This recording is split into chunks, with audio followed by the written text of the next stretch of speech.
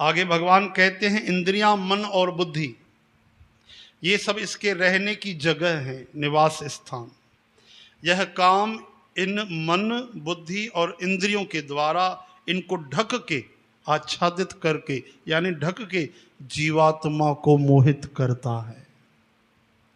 हरे राम हरे राम।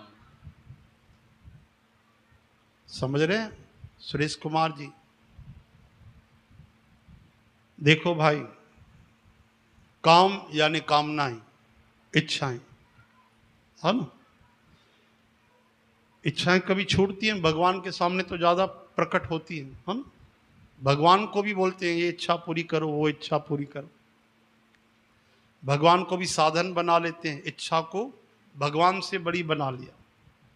तभी तो भगवान को कहते हैं कि आप पूरी करो। कहां रहती हैं ये इच्छाएं? हरे राम। ये काम कहां रहता है? बोले एक इंद्रियों में, दूसरा मन में, तीसरा बुद्धि में। इंद्रियां 10 हैं, 5 ज्ञान इंद्रियां, 5 कर्म इंद्रियां, ठीक है? और मन तो हवा के झोंके के समान है। मन के ऊपर है बुद्धि। शरीर की जो शक्ति है, शरीर से ज्यादा शक्ति रखती हैं इंद्रियां। कर्म इंद्रियों से ज्यादा शक्तिशाली ज्ञान इंद्रियां। ज्ञान इंद्रियों से भी ज्यादा शक्तिशाली मन है। और मन के भी ऊपर बुद्धि का शासन है। और बुद्धि से भी परे न्यारी हमारी आत्मा यानी हम हैं। कई बार मन में हम बहुत बातें गुस्से में ऐसे वैसे सोचते हैं, लेकिन बुद्धि उसे कंट्रोल करती है कि ऐसा नहीं करना है ना? मन में कितने ख्याल आते हैं, ये कर दूं, वैसा कर दूं, आज नहीं करना, हाँ आज ये नहीं करना, आज वो नहीं करना। लेकिन बुद्धि उसको चुनाव करती है कि तुम्हारी नहीं चलने वाली। जीवन के लिए अच्छा क्या है, बुरा क्या है, वो बुद्धि सोचती है। और जब क्रोध आता है ना, तो बुद्धि को समय नहीं मिलता। मन इतना हावी हो जाता है कि बुद्धि का इस्तेमाल ही नहीं करते, तभी तो अपराध हो जाता है, गुस्सा हो जाता है, हत्याएं हो जाती हैं। अगर थोड़ी देर रुक जाए आदमी, बुद्धि का इस्तेमाल करे तो रुक जाए, पाप भी रुक जाए। हरे राम हरे कृष्ण। तो ये काम कहाँ पे रहता है? इंद्रियों में रहता है, मन में रहता है, बुद्धि में रहता है। इंद्रियों में कैसे रहता है? मान लो जवान को किसी चीज का स्वाद पड़ गया, हाँ, नाक ने सूंघा, नाक भी तो इंद्रिय है, हाँ? हाथ पैर भी इंद्रिय है। नाक क्या है? ज्ञान इंद्रिय है। रसना ज्ञान इंद्रिय है। हाथ पैर कर्म इंद्रियां हैं। तो ज्ञान इंद्रिय ने सोचा क्या खुशबू आ रही है, हाँ, भीनी भीनी, लग तो रहा है कि बहुत अच्छी चीज है। कौन सी चीज है? पाँव ने साथ दिया, पैर आगे बढ़े, कर्म इंद्रियों ने। आंखों ने देखा, जबान लपलपा गई तो गरम गरम जलेबी बन रही, हाँ। मन ने कहा खानी पड़ेगी, बुद्धि ने कहा रुको, आज एकादशी है, जलेबी खानी नहीं है, मर नहीं जाओगे। एक जलेबी, 2 जलेबी के लिए पूरा व्रत तोड़ दोगे? सुबह से कुछ नहीं खाया, अरे हाँ फिर ये भी ठीक नहीं है, छोड़ो, आज किसी तरह कंट्रोल कर लेते हैं, हाँ, कल फिर अच्छे से खाएंगे। तो बुद्धि ने समझाया, रोक दिया। और अगर बुद्धि में कभी कभी मन हावी हो जाता है, बुद्धि ठीक से साथ नहीं देती, तो क्या होता है? कई लोग उपवास भी तोड़ देते हैं।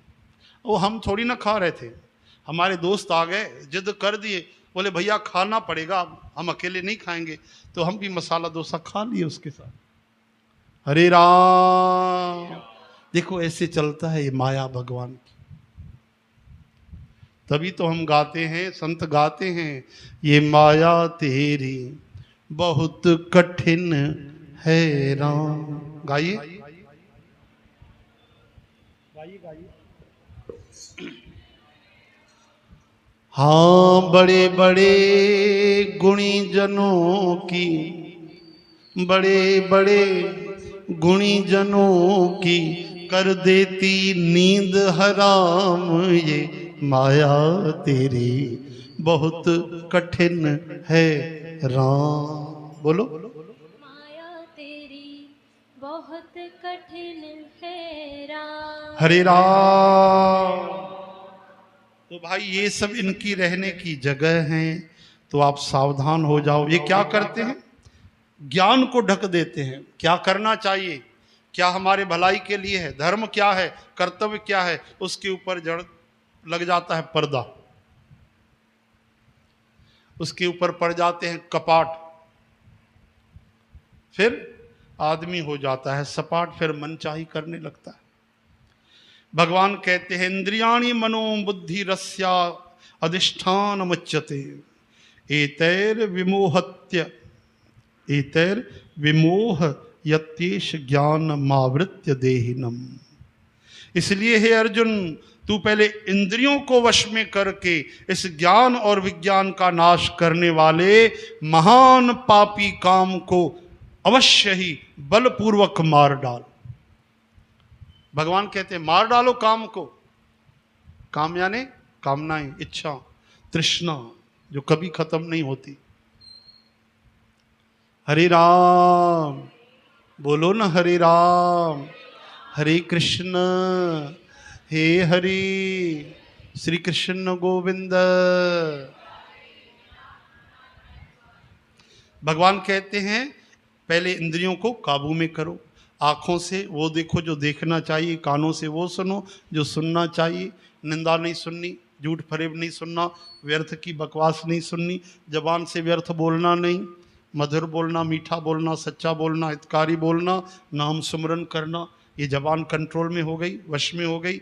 और फिर सब इंद्रियों को बस में करके ये जो काम है ये ज्ञान को भी नाश कर देता है, विज्ञान को भी नाश कर देता है।